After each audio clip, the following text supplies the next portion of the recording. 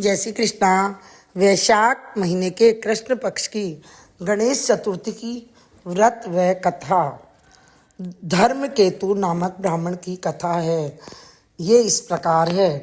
पार्वती जी ने कहा, वैशाख महीने में कृष्ण पक्ष की जो संकटा नामक चतुर्थी कही गई है, उस दिन कौन से गणेश जी की किस तरीके से पूजा करनी चाहिए और किस प्रकार का भोजन ग्रहण करना चाहिए। गणपत जी ने उत्तर दिया, हे पार्वती जी, वैशाख महीने में कृष्ण पक्ष की चतुर्थी को व्रत करना चाहिए। उस दिन वक्रतुंड नाम के गणपति जी की आराधना करके कमल गट्टे के हलवे का भोजन करना चाहिए। राजा युधिष्ठिर ने द्वापर युग में इस प्रश्न को पूछा था और जो कुछ भगवान कृष्ण ने कहा था उसको मैं बतलाता हूँ, आप ध्यान से सुनो। श्री कृष्ण जी बोले, प्राचीन समय में रंतिदेव नाम के प्रतापी राजा हुए। जैसे अग्नि तिनके के समूह को भस्म कर देती है, वैसे ही वह अपने शत्रुओं को नष्ट कर देते हैं। यम, कुबेर, इंद्रादि उनके मित्र थे। धर्म केतु नाम का एक श्रेष्ठ ब्राह्मण उनके राज्य में रहता था। उसके सुशीला और चंचला नाम की दो स्त्रियां थी। सुशीला सदैव कोई न कोई व्रत करती रहती थी, अतः उसका शरीर दुर्बल हो गया था। इसके विपरीत चंचला कभी भी कोई उपवास नहीं करती थी, वह सदैव पेट भरकर भोजन करती थी। कुछ समय पश्चात सुशीला को एक सुंदर लक्षणों वाली कन्या हुई और चंचला को एक पुत्र पैदा हुआ। इस बात पर चंचला सुशीला को ताना मारकर बोली, अरे सुशीला, तूने इतने उपवास किए फिर भी तेरे को पुत्र की प्राप्ति नहीं हुई। तूने अपना शरीर इतना दुबला बना लिया, फिर भी तूने एक दुर्बल कन्या को पैदा किया है। मेरी तरफ देख, मैंने कभी कोई व्रत नहीं किया, मैं कैसे हष्ट पुष्ट हूँ, और वैसे ही बालक को मैंने हष्ट पुष्ट पुत्र को जन्म दिया है। अपनी सोच का यह व्यंग सुशीला के हृदय को पीड़ा देने लगा।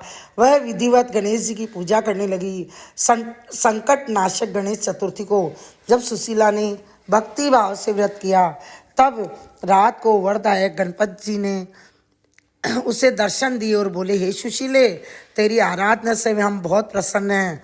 मैं तुम्हें वरदान देता हूँ कि तेरी कन्या के मुख से निरंतर मोती व मूंगा गिरते रहेंगे। इससे तुम सदा खुश रहोगी। इसके अतिरिक्त तुम्हारे एक शास्त्र का जानने वाला पुत्र भी उत्पन्न होगा। ऐसा कहकर गणेश जी अदृश्य हो गए। कुछ दिनों के पश्चात सुशीला के एक पुत्र हुआ। तदंतर धूम्रकेतु का स्वर्गवास हो गया। उसकी मृत्यु के बाद चंचला सारा धन लेकर अन्य घर में रहने लगी। सुशीला पति गृह में ही रहती हुई अपने पुत्र व पुत्री का लालन पालन करने लगी। उसकी कन्या के मुख से मोती और मूंगा गिरने के कारण सुशीला के पास थोड़े समय में ही काफी धन इकट्ठा हो गया। चंचला इस कारण उससे जलने लगी। एक दिन चंचला ने हत्या करने के इरादे से सुशीला की पुत्री को कुएं में गिरा दिया। उस कुएं में गणेश जी ने उसके जीवन की रक्षा की तथा वह बालिका राजी खुशी अपनी माता के पास वापस लौट आई। ऐसा देखकर चंचला का मन क्रोधित हो उठा। वह विचारने लगी कि ईश्वर जिसकी रक्षा करता है उसे कोई नहीं मार सकता। सुशीला अपनी पुत्री को पुनः प्राप्त करके बहुत प्रसन्न हुई। पुत्री को अपनी छाती से लगाकर वह कहने लगी, भगवान गणपत जी ने तुझे दोबारा जीवन दान दिया है। जिनका कोई नहीं होता उसके स्वामी गणेश जी है। चंचला ने आकर उसके पैरों में अपना सिर झुकाया। चंचला को देखकर सुशीला बहुत आश्चर्य में हुई। चंचला ने हाथ जोड़कर कहा, बहन सुशीले, मैं बहुत पापी और नीच हूँ। आप दया करने वाली है। आपने दोनों कुलों का भला किया है। आप मेरी गलतियों को क्षमा करें।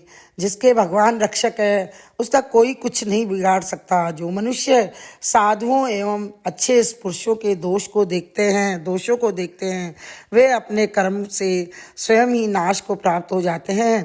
तत्पश्चात चंचला ने भी उस कष्ट नाशक तथा पुण्य को देने वाले संकट नाशक गणपत जी के व्रत को किया। गणपत जी की कृपा से उन दोनों में आपस में दोस्ती हो गई। जिस पर गणेश जी की कृपा होती है उसके बैरी भी सखा बन जाते हैं। सुशीला के संकट नाशक गणेश चतुर्थी का व्रत किए जाने के फलस्वरूप उसकी सोच चंचला का मन पलट गया। हे गणपत जी कहते हैं कि हे देवी, मैंने पूर्व काल की सारी बात बता दी है।